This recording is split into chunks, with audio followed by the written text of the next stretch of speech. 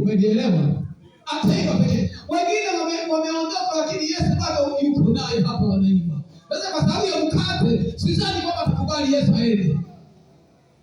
Umenielewa? Nazungumza mkate, kitu gani? Chakula.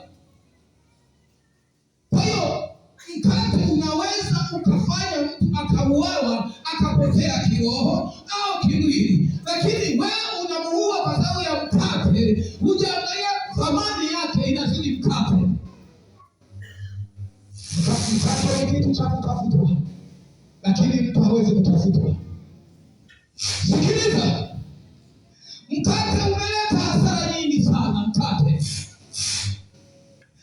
pale Edeni, mkate uliharibu. Maana kwa sababu ya chakula, Eva alienda akachuma tunda, pamoja kama ni tunda, lakini bado ni chakula. Kwa Esau kuna kitu kilifanyika, Yakobo akamdhulumu mwenzake mkate.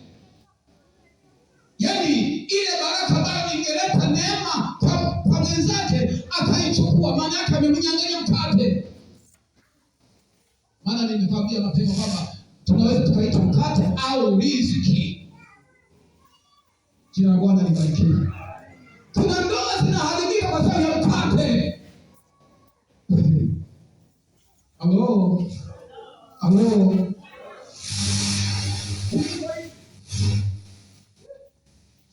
Napenda maiki, siwezi kusema tuzime, labda mjitahidi kutengeneza tu. Mimi napenda kung'ang'ania maiki. Sema amina.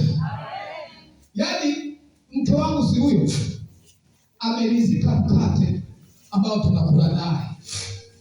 Sasa ikitokea kaja mdogo wake na waziri mkuu, kama sio roho wa Bwana, huo mkate utanyang'anya mke. Unanielewa? Yaani kama sio roho wa Bwana na wokovu, mkate unaweza kukunyang'anya mke. Anakuja aliye na mkate zaidi ya wewe. Yaani ni mtu wa mkoa au nani, akisema tu kidogo anaachia 40,000 ambazo wewe unajisikia kwa ndoto, hata kuziota wewe huoti. Hujaota. Hivi ni mara ngapi unasikia kichezo mkononi kwa ajili ya hela? Si miaka mingi tu, labda kichezo cha wewe kulipa kwa mtu, sio wewe kupokea. Baya hiyo kweli. Ikichukua kwa ajili ya mahela. Yaani unasikia kama kuna kitu kinacheza, unakiita kichezo, kinacheza mkononi. Wewe unasema, bwana mkono kama unawasha, leo nikipata hela. Mara ngapi unasikia? Kama sio mtendo kuwasha ili hela iondoke walipo wengine. Kwa hiyo mkate una madhara au una faida? Kanisa limeharibika kwa sababu ya mkate. Yaani watumishi wameharibika kwa sababu ya mkate. Mtu mwenye dhambi anaweza kawa anatoa mkate mkubwa akaachwa kanisani.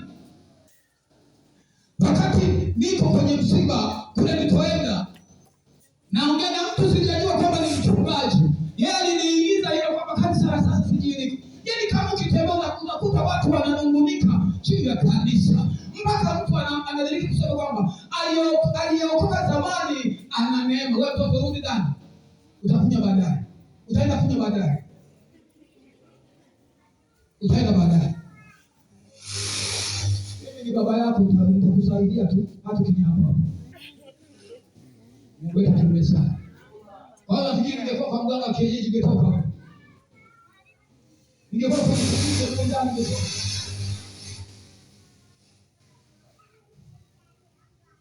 Sasa tu wewe unanisikiliza.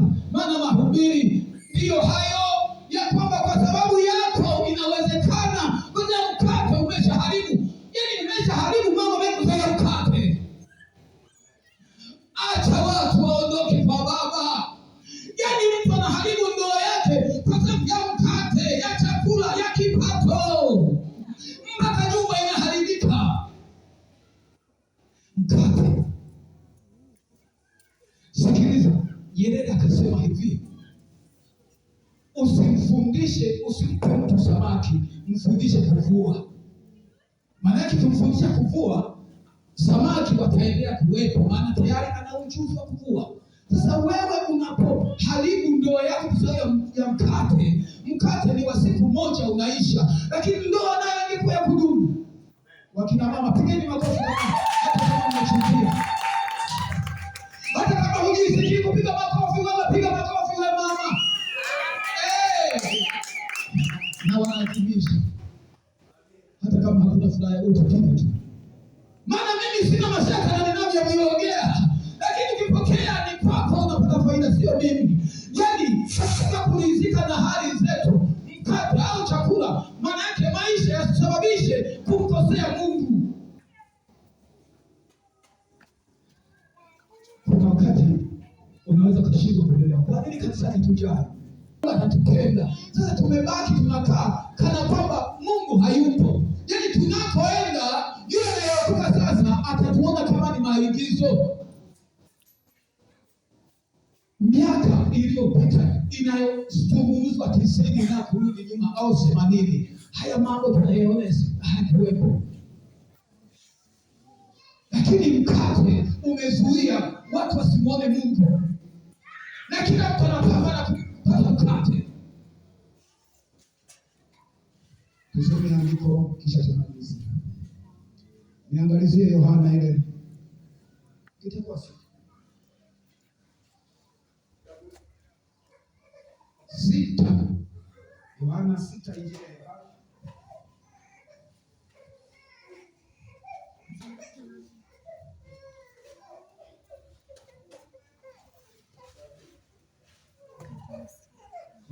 Msije nikasema samahani. Ukisoma pengine nitakwambia samahani. Yohana 6